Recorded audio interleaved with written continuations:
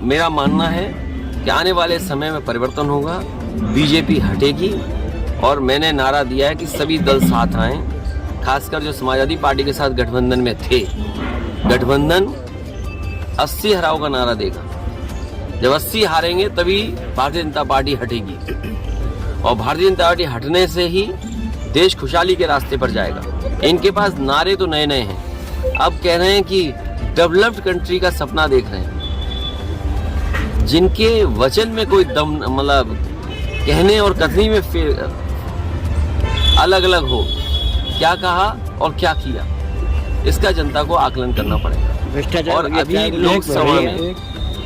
लोकसभा में जो नौजवान कूदे हैं, ये सही बात है कि सुरक्षा, और वहाँ पर सुरक्षा जो प्रधानमंत्री जी का ड्रीम प्रोजेक्ट था, अगर ड्रीम प्रोजेक्ट में जो लगभग 25,000 करोड़ का बना है, वहाँ की सुरक्षा ऐसी है, तो मुझे लगता है कहीं ना कहीं साजिश भी है और षड्यंत्र भी है, क्योंकि कहीं इसी बहाने सरकार की कोई तैयारी तो नहीं है, कहीं इंटरनल सिक्योरिटी और सुरक्षा के बहाने लोगों को डराने की तैयारी तो नहीं है। एक तो सवाल वो खड़ा होता है और दूसरा सवाल खड़ा होता है, कई प्रतिष्ठित अखबारों ने कहा कि नौजवान बहुत त्रस्त थे।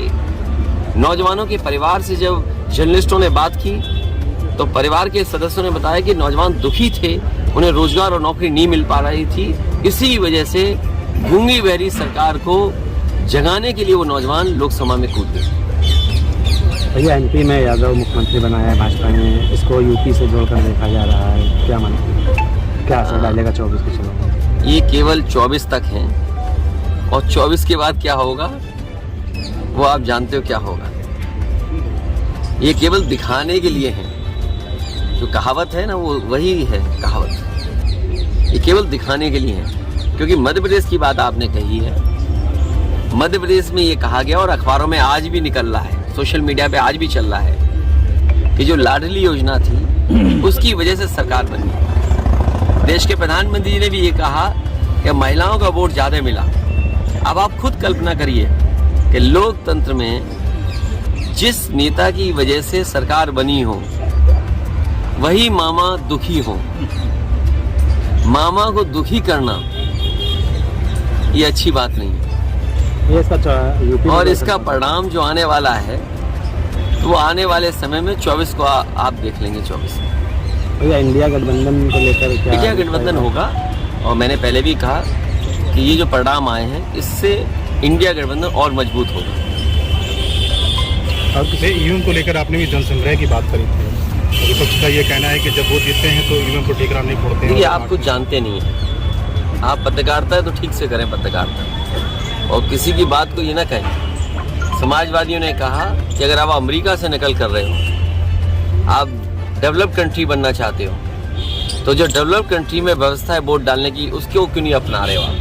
अमेरिका जैसा देश जो अर्थव्यवस्था में ताकतवर है वो अपने आप महीनों बैलेट से वोट डलवाता है। जापान जैसा देश जहाँ से ईवीएम कभी बनी वो बैलेट से वोट डलवा रहा है। जर्मनी का जो सुप्रीम कोर्ट है उसने ये पाबंदी लगाई कि अगर ईवीएम से मशीन से वोट पड़ेगा तो वो अनकॉन्स्टिट्यूशनल है।